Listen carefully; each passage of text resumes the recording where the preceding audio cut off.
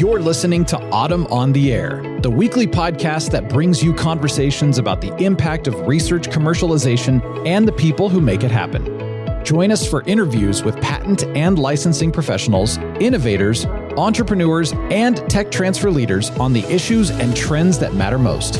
Keep listening for an inside track on the people, IP policies, and politics changing our world. Welcome to another episode of Autumn on the Air, where we explore the cutting-edge ideas and initiatives shaping the world of technology transfer, innovation, and entrepreneurship. In this episode, we delve into a remarkable transdisciplinary course taught at Sacramento State, a campus of California State University, the largest public university system in the United States, with over 450,000 students enrolled in 23 campuses throughout California. This novel invention education course was inspired by the Lemelson-MIT Program and is also referred to as the Invention Education Program.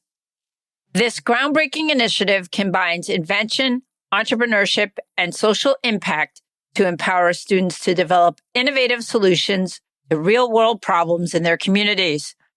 The Invention Education Program stands out for its emphasis on inclusivity and diversity, making it particularly impactful for underrepresented groups in STEM fields. By fostering creativity, technical skills, and entrepreneurial thinking, this program not only equips students to thrive in today's innovation-driven economy, but also inspires them to create meaningful change locally as well as globally. This episode will explore how the Invention Education Framework has been adapted at Sacramento State and its transformative impact on students and faculty alike. Joining us today are four distinguished guests who bring unique perspectives on this inspiring initiative. Dr. Christopher Rogers, a professor at Sacramento State, leads the transdisciplinary course based on the Invention Education Program.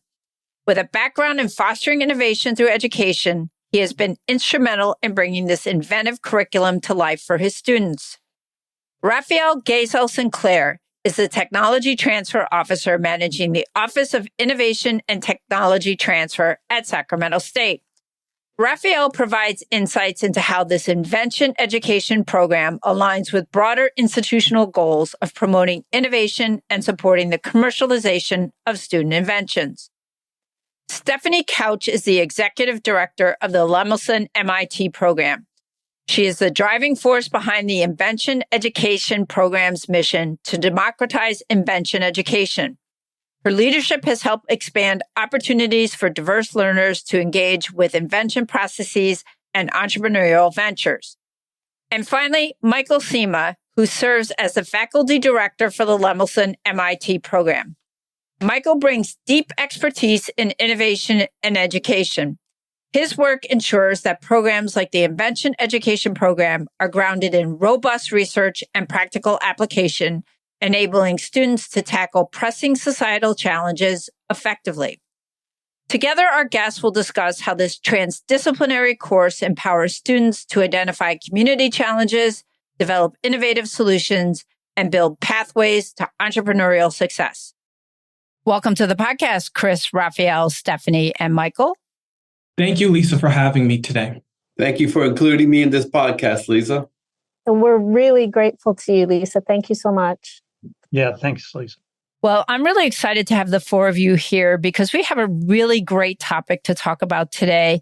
But I thought to set the stage for our discussion, I wanted to start with you, Stephanie, and ask if you could, for our listeners who maybe aren't familiar with the Lemelson-MIT Program, tell us how the program got its start, as well as some of its goals, objectives, and priorities. Yes, we started about 30 years ago with generous funding from the Lemelson Foundation.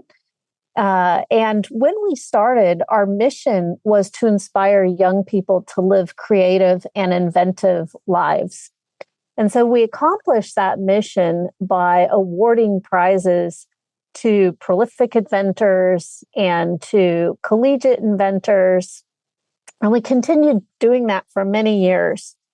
And it was to create role models that would stand up next to rock stars, sports stars, and then you have your inventors that students could actually think about being one of these. Then about 10 years into that work, the organization actually held a very important committee meeting at MIT after doing a lot of study, and it was a joint effort with the National Science Foundation. And we began looking at invention education. How do you really develop those ways of thinking, knowing, being, and doing as an inventor so that we can create more inventors and leading innovators in the United States? And our work with high school students really took off right about that time. And so for 21 years, we have awarded grants to educators and teams of high school students who find good problems to solve in their local communities. And then we coach them through, in addition to some cash support for their invention prototypes, we coach them through the process of really investigating that problem deeply, understanding the human needs behind it, designing a technological solution to that problem, and then building it, actually building, testing, re-engaging with their community members, and ultimately bringing their prototype to MIT. And before they come here, we teach them a little bit about intellectual property protection. And we are proud to say that 18 of those high school teams have obtained patents for their work. While that's wonderful, I'm even prouder to say that the membership of our teams is diverse, and those earning those patents are a diverse group of people who are far more diverse than what we see in the normal patent system. So about 8 years ago, we started researching through all these different types of inventors that are in our ecosystem to understand what is this pathway in becoming an inventor. A lot of what was in the research was around their invention, but not how do we develop more inventors? And so we have learned a ton, and now we have really shifted our entire focus to developing the next generation of inventors and leading innovators with a real emphasis on diversifying those who learn ways inventors find and solve problems that matter to improve people's lives. And so that's what brings us here today. We now offer support to educators all the way from kindergarten up through college. And we are excited about the work with Sacramento State University because we're a tiny team. We need university collaborators who are going to nurture that pathway to invention in their own local communities. And we will be there as collaborators and supporters. And I'm just so proud of the work at Sac State. Yeah, it's incredible. If you take a look at your website, you have a tremendous number of offerings available, various programs, workshops, and resources. I mean, you mentioned a couple. Are there some other ones you want to share with us? Yes. So I think for the wee ones, we've created Invention Adventures. And that really would help teachers get their students to have something they could enter into an invention convention. These are in many states, and the Henry Ford has the National Invention Convention, or you could enter it to a science fair too. They now allow for inventions. And then we have middle school, some resources that really introduce that intersection of computer science and inventing. And then at the high school level, we have Inventing Smart Solutions. It's really like a capstone course where we now took that high school inventing grant process that has been so successful and have built it into course materials that educators can use to put this into the school day. We have a number of high schools doing that, a number of community colleges doing similar work, and we're hoping for dual credit. So high school kids earn college credits while they're in high school. And then really, it's very similar to the great work you're going to hear about from Dr. Rogers. And we think that by giving multiple opportunities to go through that invention process, we're going to have students coming out the door, not only with their degrees, but with having a very good idea of what problem they're dedicated to solving with their life and what they can do to either license something they've created or start their own business. And you work closely with the PTO, I believe, as well, correct? Oh, yes. We work very, very closely. Again, our work for over 20 years has been really deep dives into understanding how you develop the young inventor to the point where they have something good to protect.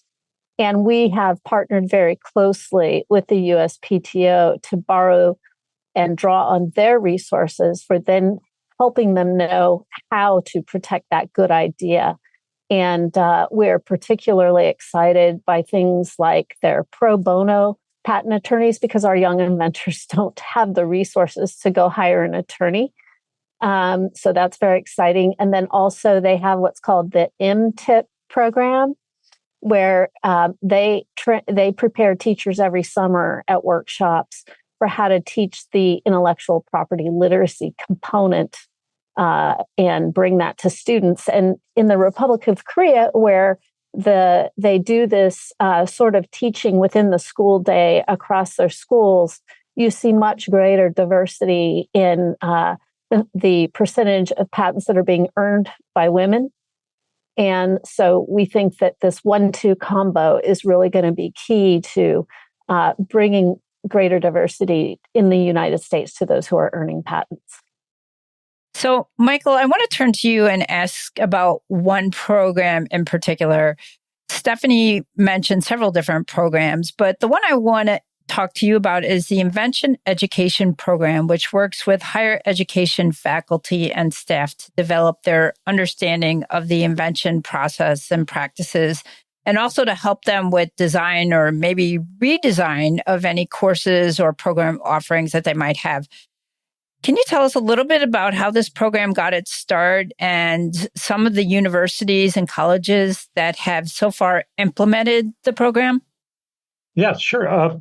So building on what Stephanie just said, we have a long history of working in high schools.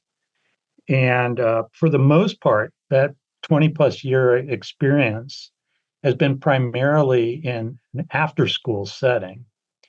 And, you can reach a certain number of young people that way. But what we really wanted was sustainable change, so that getting into the curriculum of the in-school experience of these students, we felt was the best way to reach the largest number of students. But that's a pretty tough ask. And schools are motivated, particularly high schools are motivated to offer things that are meaningful for young people in their future endeavors in college. So if it's possible, you probably heard the term early college high school, for example. It's been around for a long time, where students in high school can earn college credit. This is a big motivator. And so part of our thinking was in create these capstone courses, as Stephanie mentioned, that in invention education, that would also get college credit. And that's what got us involved with particularly a whole host of community colleges in California in particular to get that credit going. And that pretty much led us to Sacramento State. And it was a next step up for us, but, as far as colleges go, but it was facilitated by Chris, who happened to have worked with us years ago. So he knew of us, and it was just a great combination. So I have to give him a lot of credit for reaching out and making that happen. Yeah, and this is great. We're connecting the dots. First, Stephanie, now you, Michael, and now Chris, I'm to you. And, this is a really interesting story because you're a sociology professor at Sacramento State. Michael mentioned a little bit about how you guys connected in the past, but, how did you learn of the Invention Education Program and what led to your interest in it, given the courses you teach there? Yes, thank you so much, Lisa. Building upon what Michael just said, little backstory is always funny. All my degrees from my bachelor's to my PhD is in sociology. And when I first graduated from undergraduate, my first job was actually at the Lemelson Center. Right under Michael, Stephanie came in a few months right after me, and I was just like their administrative assistant. And so that was my first peek into everything they did, everything you can conceive of, think of that Stephanie and Michael just eloquently articulated. That was my first my first peek into invention education in its totality. And I guess, what has sparked my interest in it, it takes two particular routes, both personally and professionally. And so I'll start with like the personal aspect. I was born and raised in Boston, Massachusetts, particularly in Dorchester, as a Black person who comes from poverty, as a person who experienced massive social economic disparities my entire life. The concept of inventing is a foreign concept. The concept of STEM is, what is that to people from my particular demographic? Even though I grew up in Boston, the idea of one day attending MIT was such a foreign concept. No one ever outside in my early ages of life, ever even dreamed of going to MIT, let alone being an inventor. And so when I was with Stephanie and Michael in the Lemelson program, that was my first time seeing students who obviously came from the Boston or greater Boston area, who looked like me, who were being introduced to STEM and, the invention process, understanding human needs for the first time and watching their brains start to evolve, hearing stories from students who once, I remember one student who, it always sticks to me. He said that before he started doing the Lemelson program, he wanted to go to college, but never wanted to leave Cambridge. He never wanted to leave Boston. But afterwards, he was like, I want to do the invention, but I also want to go to college, say like in Florida. For the first time, students are starting to imagine a world in which, they saw themselves not just as an inventors, but active participants in the designing and making process. And that's something for me personally growing up that was always devoid of. Nobody I grew up with ever imagined such things. And to see other students, younger than me having that opportunity was that kind of click in my brain when I first saw that and was able to witness that over the last several years. And then from an academic and professional perspective, as I mentioned, I am a sociology professor, and my field of study is critical race theory. And inside that field, I'm oftentimes thinking through the processes in which we try to understand larger structural dimensions of, inequalities in the United States and globally as well. And I'm oftentimes wrestling with the idea like, well, how do we change that? How do we rectify these larger issues? And me personally, I'm very community oriented. I oftentimes perceive that the ways in which we engage in any type of meaningful change starts with people. It's really community oriented. People, I always tell my students that people save people. And when I started to think about invention education as totality, well, this is a way in which people could save people, where people are working together with communities and academics. They're building and creating and trying to build sustainable inventions. Now, they don't always have to work out into sustainable inventions, but once again, going back to that personal example I just gave you, it sparks something. They become more community-based inclined. They're more willing to engage with people, listen, engage in like ethical practices, have empathy for people who come from different social, economic, racial or gender or ability backgrounds. The stories seem to hold on to them more so than anything. And that is how we build better worlds together. And so for my entry into this is very into that deep idea of like, how do we build better worlds, and how invention education are the pathways in which, we're building at Sacramento State with the Lemelson program. It can be that first step that if we were to integrate this, engage in this kind of development through the K through 12 system and through the undergraduate level, so too comes possibilities that we're building these little ecosystems of people engaging in very critical work to one day reduce harm in a multitude of ways. And I think that's what keeps me not just interested, but motivated into the work, as they mentioned, constantly want to strive for more when it comes to this program. So that's the backstory, your connection with the Lemelson Center. So you get your PhD, you're teaching at Sacramento State, you're aware of the Invention Education Program. How did you go about implementing it?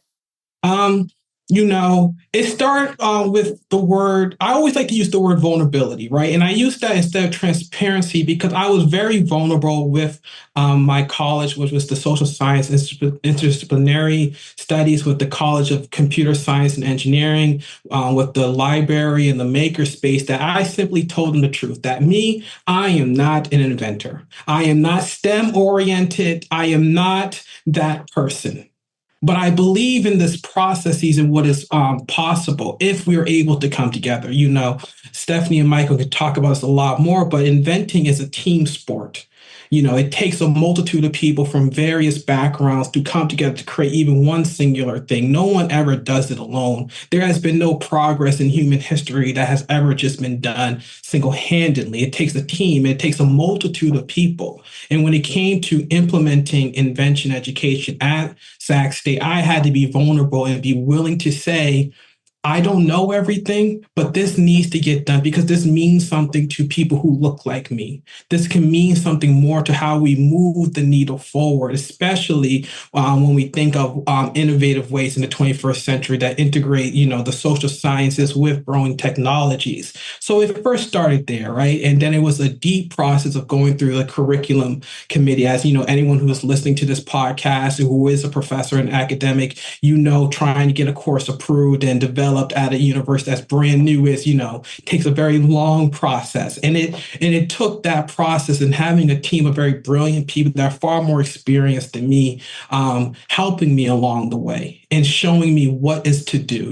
I have the product, but actually implementing it into a course and curriculum takes time and patience. And luckily with the kindness and grace of so many different people like Raphael, like even the Carlson Center, and just individuals, I was able to get it to the point where we're able to teach invention education as accredited course currently at Sacramento State. Now, and you've taken the Invention Education Program and you've expanded on it quite significantly, I would say. You're developing it right now as an original transdisciplinary course that is going to be hopefully 2 semesters in length. So talk to us a little bit about that evolution and then what you plan to do over these 2 semesters. Yeah, so so the invention education course, overall, just a little bit more backstory, is to guide students through a comprehensive process of identifying, analyzing, addressing social and economic inequalities through technological solutions within an academic discipline that corresponds to the faculty's area of interest. Like, for example, if a faculty member is in environmental science and they want to really focus on environmental injustice, their course may take on that kind of lens of trying to look at like water crises, land pollution, so forth and so around that, and try to invent around that and how that engages with community. Same with health and stuff like that. You may want to make medical products. So that's, how it really starts. And, through the course, or how I'll say like the quote unquote fall semester would start is, students will not just be introduced to these social and economic inequalities, but go through a very comprehensive understanding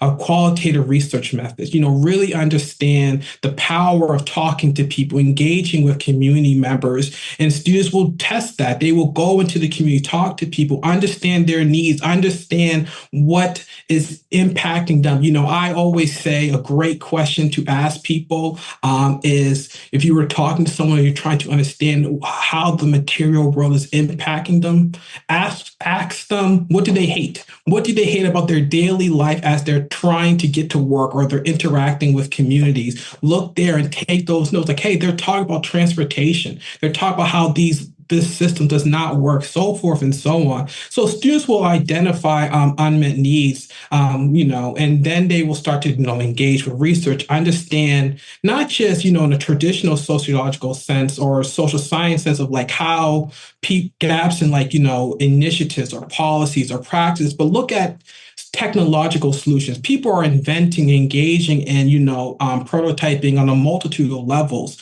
But where are even those gaps? People invent all the time, but there must be some nuance missing. What could be unique about a potential invention that you can conceive of and work together with the community members in these different teams? And then, so that's normally what would happen in the first semester, right? In which they are constantly engaged in that kind of critical thinking, a larger ethnographic project. While in the second semester, we move more towards the STEM-oriented piece where there is also a lab component because we need a lot of time. So students will start to learn various STEM skills and concepts. They will learn, say, Arduino. They will engage with, other circuits. They will start to build and create. They'll spend so many different hours in the makerspace, actually, because we do have a makerspace at Sac State in which they will 3D print, start to prototype, start to engage in those larger processes. In addition to that, they will spend time with Raphael, who will talk soon about IP, learning how to intellectual property, understanding how to file a provisional patent. They will also learn how to engage with entrepreneurial aspects of like fundraising and further developing this. And what does that look like when you're trying to become a full inventor? Because how we position invention education, or what it means to be an inventor, is, first and foremost, understanding human needs, learning to listen, learning to have sympathy, and be empathetic to the people. And what's it mean when everything you do is in service to the people? How does that look at every single level? And then what does it look like when you're trying to find solutions that is deeply rooted in those conversations you have with people? How does it look? How does it design? How does it feel? Constantly talking and, we're doing this for a particular reason. Then learning those skills, those introduction to intermediate skills around STEM skills and concepts, however that may materialize, because we do offer a very diverse pool. Like if you have to work more like the computer science aspect that did, but if you need to do more mechanical engineering type stuff, we do offer that as well. How do you incorporate those into building a physical prototype? And then what's it mean to protect that? What's it mean to engage in the provisional patent and then also potentially commercialize it on your own and own that for yourself? So, Chris, a quick follow-up question before I get to Raphael and the role the tech transfer office there plays. What's the student response been to these programs so far? I know the 2-semester course is in development, but you've had the Invention Education Program so far. So what's the reaction of students been? Oh, they love it. So a little backstory, I just finished teaching this semester. So you get like all the data from like how students perceive it, from what the data is telling me from just teaching it one semester. It has been very transformative for students. Like, for example, I have one student, he's an older gentleman, has faced many different challenges in his life. And this is his first time going back to college. And so thinking about being someone who's older and they're 50 years old and trying to go to a course where learning and engaging is completely new. Arduino and computer science is a foreign concept to him, but the class taught him not just how to think critically or have empathy for like people and their struggles, but recognize that he does belong in this invention space. I've seen students who were predominantly in the social science start to recognize they can be inventors, and they have developed skills across the board from like using CAD to Arduino to computer science to building robotics to 3D printing. They gain all these skills. But at the first day, when I told them that they were doing this, they were so scared. They were so nervous. And then by the end of the semester, I would the class would start and I would hand them like hummingbird kits and say like, okay, build a circuit. And they would just sit there, done.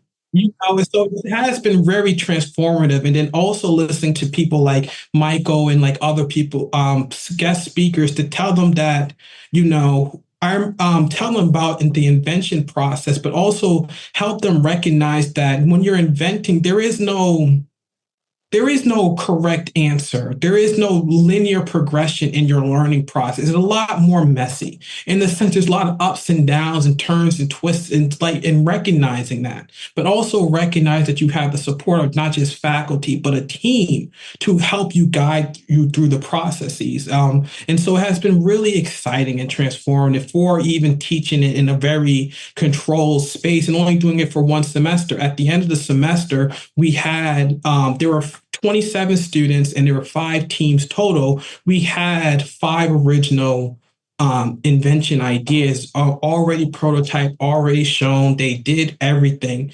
to the point that if they choose to, we can take that and work more with Raphael and the university to file a provisional patent all in one semester. So 15 weeks, they got to that point of having original prototypes and, invention ideas all written out in 27 long page documents that I had to read for their That's awesome. And I think you highlighted something that Stephanie said at the beginning, which was the tremendous diversity of now inventors you mentioned the gentleman over 50, again, diversity of inventors, which is, I think, one of the great things that the Lemelson Foundation has been able to do. So that's fantastic. Yeah. Most of my students were women. Out of the 27, 14 of them were women, all of color and stuff like that. So it was the first time that ever even touched anything STEM related. They spent most of their time scared of it. They never took it until my class, and they were pleasantly surprised that they were even able to do basic things or even intermediate things, and which was always shocking because students from who are more STEM oriented would tell them, we don't even do this. This is completely foreign to them. And that has been, very eye-opening from their perspectives as well. That's fantastic. And then you bring Raphael in, to maybe help some of these students who never thought they would ever apply for a patent. I mean, I think it's great. And so, Raphael, I want to turn to you and ask you, how will the Tech Transfer Office there at Sacramento State support Chris and the students that are coming out of this Invention Education Program and the other programs that Chris is developing and may even develop in the future? Lisa, the Sacramento State Office of Innovation and Technology Transfer, OITT for short, has a threefold mission. 1 is to manage, protect, and commercialize Sacramento State IP to benefit California and the world. 2 is to educate faculty, staff, and students about IP. And 3, to encourage them to invent, create, and innovate. We can support Dr. Rogers and his students in a number of ways. For example, we can teach the students about intellectual property and how to preserve their IP rights. We can teach the students how to file provisional patent applications and help them prepare their provisional patent applications. Filing a patent application, provisional patent application, is a requirement of the course. And as Stephanie mentioned, that opens up the door for opportunities to get pro bono legal support. We can teach the students how to file copyright registrations and trademark registrations. For example, software is also protected by copyrights. You can file a copyright registration on a software app.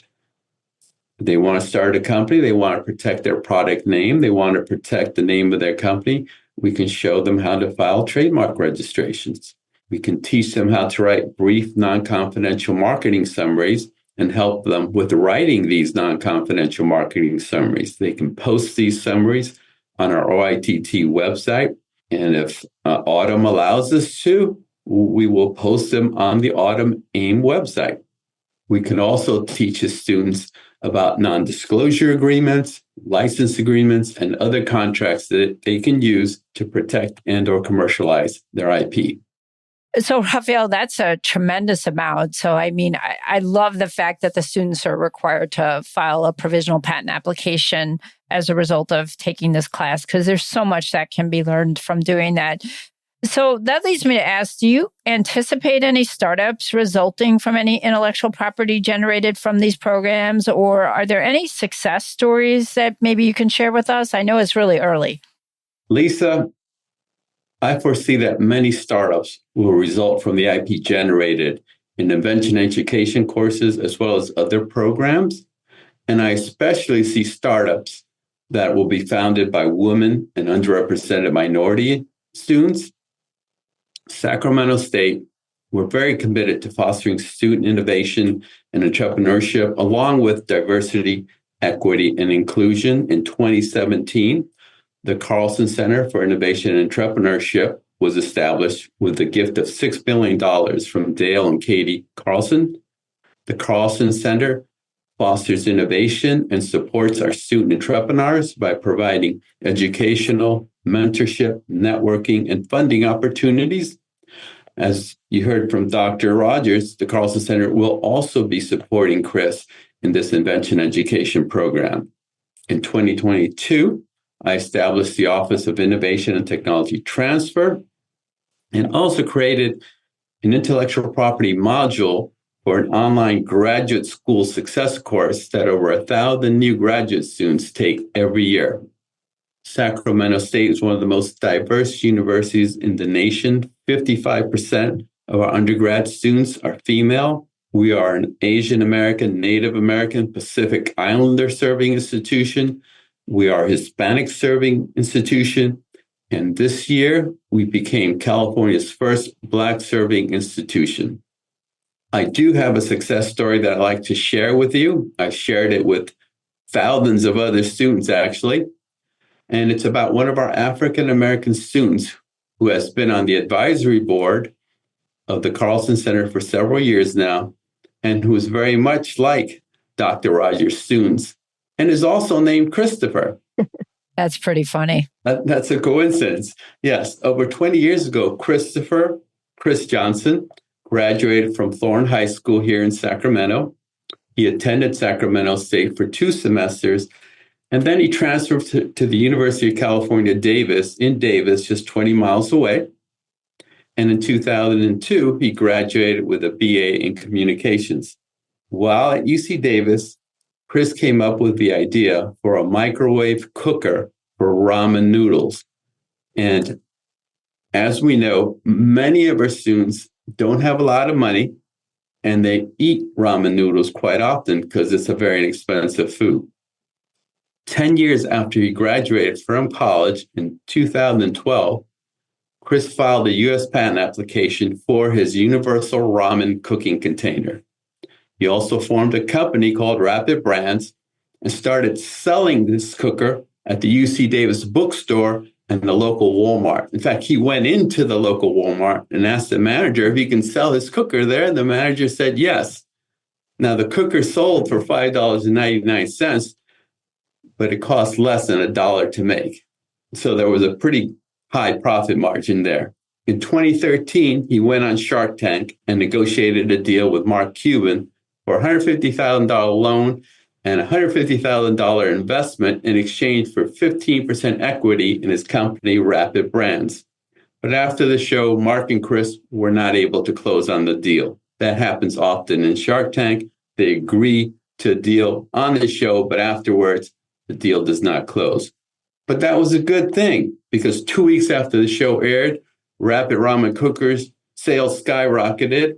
CVS, HEB, Raley's, and Walgreens started selling these cookers nationwide. A year later, in 2014, Rapid Brands created microwave cookers for brownies, macaroni and cheese, oatmeal, pizza, rice, steamed vegetables, and even regular noodles. A year later, in 2015, the USPTO issued the patent for his universal ramen cooking container. In 2016, Rapid Brands partnered with Nissin Foods to develop a Top Ramen branded cooker to sell in every store in the world that sells Top Ramen brand noodles. Now, Nissin Foods is a creator of instant noodles and is the Top Ramen brand creator also.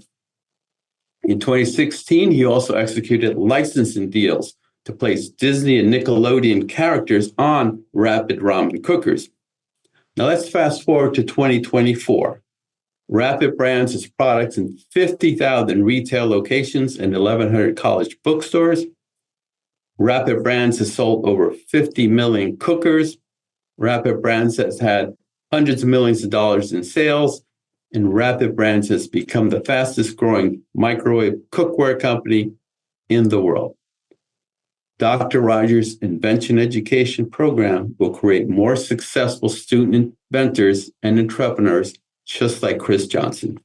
That's an amazing story. Thank you very much, Raphael, for sharing that. And, that leads me to ask you, what do you think that tech transfer offices can learn based on your experiences working with Chris, the Invention Education Program, and Sacramento State?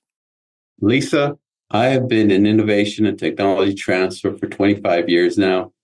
Before joining Sacramento State in December 2021, I served innovation and technology transfer offices at the University of Hawaii for 3 years and UC Davis for 19 years.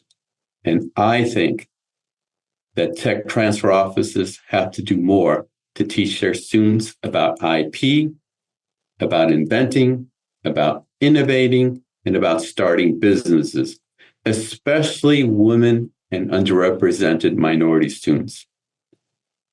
In the US, there are huge gender and ethnic gaps in inventorship. Only 18% of inventors are women, and only 8% of inventors are US-born minorities, including Asian Americans, African Americans, Hispanic Americans, and Native Americans. Our former Undersecretary of Commerce and Director of the USPTO from 2022 to 2024, Kathy Vidal, focused on increasing access to the innovation ecosystem for women, for minorities, and even for the military community. The former Undersecretary of Commerce and Director of the USPTO before Kathy was Andre Iancu. In October of 2019, Andre came to Hawaii and met with 25 Hawaii business, economic development, and innovation leaders at a Hawaii Business Roundtable. At that roundtable, he told us that for America to remain competitive technologically, we have to have more female and minority inventors. Invention education programs from Lemelson-MIT and Sacramento State will help close the gender and ethnic gaps in inventorship. Also, it will help America maintain technological competitiveness in the world. So I'm going to encourage technology transfer offices all over the country and all over the world to reach out to Lemelson-MIT and Sacramento State. Absolutely. I think that was very, very well said, Raphael. I think the work that the two of you are doing in collaboration with one another is so extremely important for our country and even the world as we're facing tremendous problems, whether it's climate change, disease, all types of things. So thank you for that. And, Chris, I wanted to turn back to you for a second because I know you have a goal to make your transdisciplinary course a general education course, which I think is a fantastic idea. I think it goes back to something Stephanie said, early education with kids and middle schoolers, getting them involved in the innovation process is really, really important. So I think your idea is a great one. I want to ask you, how successful do you think you'll be in convincing Sacramento State to make this a general education course that all incoming students have to take? I think I'll do a really good job. I think the beauty of Sacramento State is always trying to be very innovative, engage, and create creative ways to engage, to develop educational modules and teach students, in particular in the beauty of invention education, or how I am setting it up at the university. So just to backtrack a little bit, is that the invention education course will eventually, it's currently sitting there, but will be a stable and sustainable course within the College of Interdisciplinary Studies. And the reason why I'm putting it in that particular college, in that particular department, it allows it, for one, to take ownership there, to be stable, but allows for faculty who we train in invention education to also uptake it. So for example, my goal is to one day have 5 sections of invention education taught by various faculty at the university, but they may differ by their area of interest. I mentioned how I recently just finished teaching the course, and I mentioned 3 areas of specialty: transportation, health, and sustainability. And I gave you the example of, say, like an environmental science professor uptaking this course and really focus on environmental injustices. My goal is to have faculty teach invention education, in particular themes that are important to them, to the point that there are so many different sections. Students get to pick the course that are most interested to them, to the point it's like, I want to do that. I'm passionate about environmental issues. I want to do that. I really care about women's health. I want to take an invention course around that, agriculture, so forth and so on. And so it will be, I personally believe, not an easy task. As I mentioned before, getting anything past, at the Senate level is always difficult. But having the support of people like Raphael, various deans, and important people at the university allows for it to keep growing and, on this particular pathway. Once we get there, so too shall it always exist and be there. And I will be there championing this along, moving forward, I feel like. Well, Chris, we're going to have you back on once you do get there, because I think you're very determined. And with your colleagues there at the Lemelson Center, I have no doubt that what the two of you will be able to achieve there, along with Raphael. So, Raphael was so eloquent in talking about how as a country, we have to continue to expand innovation in order to build a more inclusive and expansive innovation ecosystem. The Invention Education Program and the programs, Chris, that you're working to expand upon have an opportunity to connect more people with resources to spur innovation and entrepreneurship. So, Stephanie and Michael, if anyone listening to this podcast from a college and university wants to learn more about the Invention Education Program, redesign, or maybe expand a similar existing program, where do you suggest they start? And maybe, Stephanie, I'll kick it back to you first and then to Michael. Yes. Well, first of all, we are very collaborative in spirit. And so I am always happy to take a call from anyone who wants to join us in this journey. So that is S like Sam, couch like you sit on, scouch at mit.edu. We also have our website where you can look at all the resources that we have and examples of our work with other sites. So that's Lemelson, lemelson.mit.edu. And there's a section on our website that says PIE, which is Partners in Invention Education. And if you scroll down that page, there's even a brochure you can download and look at different grade levels of what those resources are. If you're not yet sold and you're still thinking about it, we have a movie you should watch. Pathwaystoinvention.org gets you to the movie. And there's a lot of good stuff in there about the stories of the pathways of collegiate inventors that might be helpful. And Stephanie, we had Levi and Noah, the two producers, I believe it was, of that movie on the podcast. And so listeners can listen to that podcast in addition to watching that film. And it is a great, great film. So yeah, definitely. The only thing I would add to that is that if some of your listeners have ideas or practicing something like that, get in touch with us. Tell us what they're doing. This is... as Chris would say, this is a group effort. So we're willing to listen to any good ideas. Thank you, Michael. I think that's an excellent idea, because the more we can all work collaboratively to try and increase the diversity of inventors, the better we are. And really, no one is cornering the market on this. So if we work together, we can achieve so much more, a whole lot faster. So thank you very much for that. And thank you so much to the four of you, Chris, Raphael, Stephanie, and Michael. It's been incredible having you on the podcast today. And This topic has been an absolutely fascinating discussion. So thank you very much. Thank you. Thank you, Lisa. So appreciate you. Happy holidays. Thank you, Lisa. Happy holidays, everyone. And there you have it, listeners. We've reached the end of another enlightening episode of Autumn on the Air. We hope you've been inspired by our discussion on the innovative Invention Education Program at Sacramento State and its potential to transform education and drive social change. As we've learned today, the Invention Education Program is more than just a course. It's a powerful approach that empowers students to become problem solvers, inventors, and entrepreneurs. By combining invention with entrepreneurship, the Invention Education Program enables students to identify real issues in their communities and create tangible solutions. We'd like to extend our sincere thanks to our esteemed guests, Chris, Raphael, Stephanie, and Michael, for sharing their insights and experiences. Their dedication to fostering innovation and inclusivity in education is truly commendable.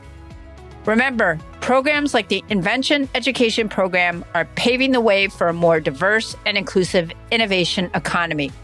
They're equipping students with the skills and mindset needed to tackle complex challenges and make a positive impact on our society. Thanks again for joining. We look forward to bringing you more inspiring stories and insights in 2025. Thank you for being a part of our journey in advancing technology transfer and innovation. Thanks for listening to Autumn on the Air with Lisa Mueller. Get social with us and share your thoughts. You can tweet us at AUTM or visit us online at autm.net. We'll be back next week on the air. Be sure to join us.